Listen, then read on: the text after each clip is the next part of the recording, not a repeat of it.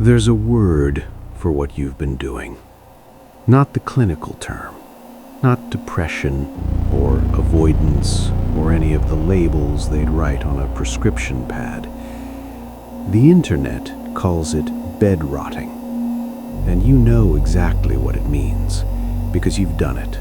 Maybe you're doing it right now.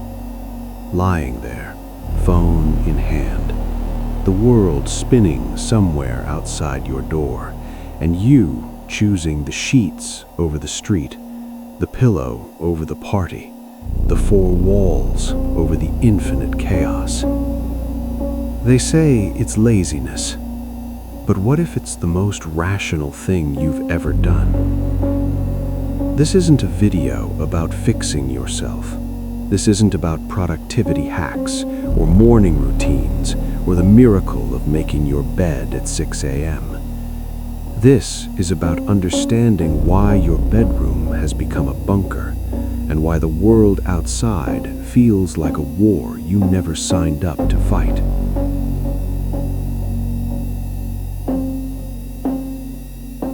You're not built for this. Let's be honest about that. Your nervous system, the one you inherited from ancestors who lived in groups of 50, who knew every face in their tribe, who walked 10 miles a day and slept when the sun set.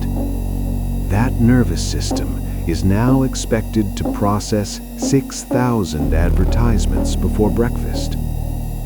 You're supposed to optimize, to network, to perform your personality across 4 platforms, to respond to 37 notifications, to compete with everyone, everywhere, all at once. The French philosopher Baudrillard called it hyperreality, a world where the simulation of life has become more real than life itself, where your curated online self matters more than the person rotting in bed, where you're supposed to be always on, always visible, always valuable. And your body is screaming. So you retreat, not because you're weak, but because you're still sane enough to recognize a losing game. The bedroom becomes the last space that doesn't demand anything from you. No performance, no productivity, no eye contact with strangers on the train who might need something from you that you don't have to give. In his essay, The Myth of Sisyphus, Albert Camus wrote about the absurdity of existence, the endless, meaningless pushing of the boulder up the hill. But here's what he didn't anticipate. What happens when there are 10,000 boulders and they're all on fire and everyone's filming you to see if you'll drop one? You drop them all. You go home. You close the door and you rot.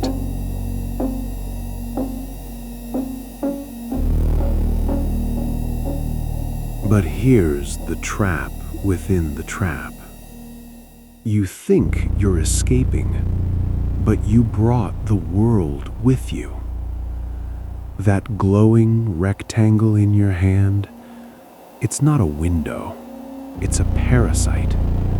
It convinced you that lying in bed scrolling through other people's curated lives is rest. That watching someone else travel is the same as traveling. That numbness is the same as peace. The psychologist Sherry Turkle warned us, we expect more from technology and less from each other. And now we expect nothing from ourselves except the ability to consume content until our eyes burn. This is not rest. This is not safety. This is the same hyperstimulation you were hiding from, just repackaged, compressed, delivered directly into your sanctuary. The bedroom used to be for sleep, for intimacy, for dreams. Now it's a data center, a content incinerator, a place where you watch life happen to other people while yours evaporates in the blue light. And the cruelest part? You know this. You feel it, the emptiness that comes after 6 hours of scrolling, the shame, the self-loathing, the promise you make, tomorrow I'll do better, that you've made 300 times before. But you're not weak, you're not broken, you're just using the wrong medication for the right disease. So, what now? I'm not going to tell you to get up, to face the world, to find your purpose. Because maybe the world doesn't deserve your energy right now. Maybe the game is rigged. Maybe you're not rotting. Maybe you're composting. There's a Taoist principle, Wu Wei, effortless action.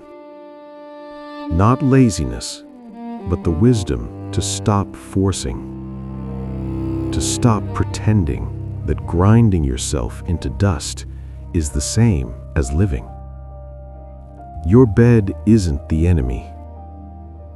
Isolation isn't the problem. The problem is that you were taught to see rest as failure, to see solitude as weakness, to see withdrawal as weakness. But the mystics knew better. The monks, the hermits, the philosophers who wandered into the desert not because they hated people, but because they understood that sometimes the crowd is a distraction from the self. Nietzsche, lonely and half mad in his final years, wrote, "In solitude, the lonely man devours himself. In solitude, the creator creates." So, which are you? Are you rotting? Or are you germinating? Because there's a difference between hiding and incubating, between numbing and healing, between running from the world and learning to build a new one inside yourself. Your bedroom can be a tomb, or it can be a cocoon. But you have to stop letting the phone decide which one it is.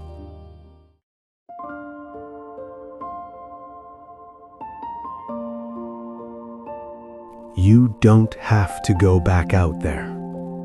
Not today. Not tomorrow. Not until you're ready. And maybe ready doesn't mean what you think it means. Maybe it doesn't mean confident or healed or optimized. Maybe it just means less afraid. Less afraid of the silence. Less afraid of yourself. Less afraid of the fact that you might spend your whole life searching for something the world cannot give you. The philosopher Simone Weil wrote, "Attention is the rarest and purest form of generosity." So pay attention, not to the notifications, not to the noise, but to the stillness. What is it telling you? What does the rot want you to know? Because maybe it's not saying give up. Maybe it's saying let go. Let go of the person you were supposed to become, the life you were supposed to want, the world that was supposed to make sense. And in that space, that quiet, dark, empty space, maybe you'll find something real. Not happiness, not purpose, but presence. And maybe that's enough. The bed will still be there tomorrow. So will you. And that's not nothing.